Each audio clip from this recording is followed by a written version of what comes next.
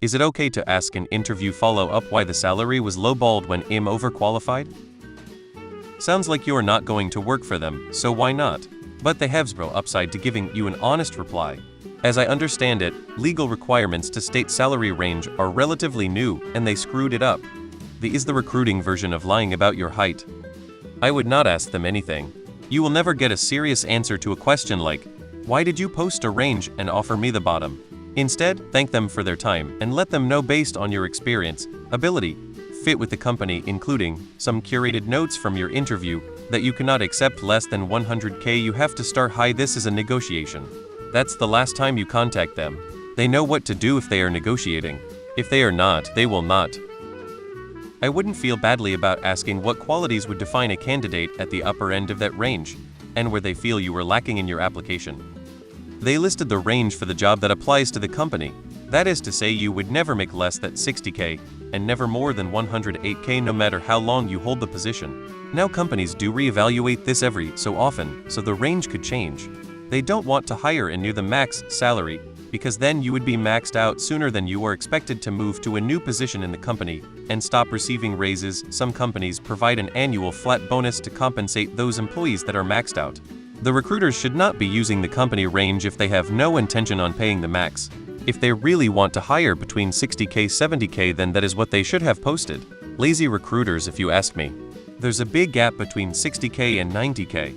If you aren't willing to work for 60K, time to say thank you for your time and apply for other jobs.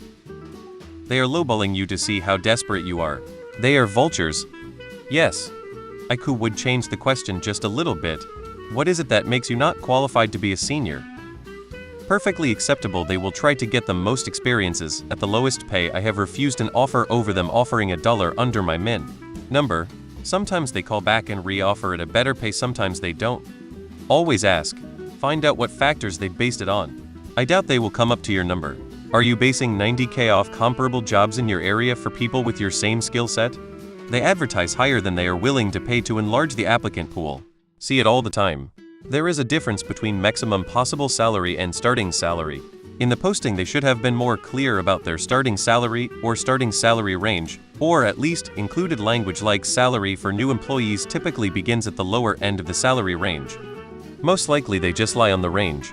Having such a wide pay range shouldn't raise a red flag when the lowest to highest range is almost 100 different.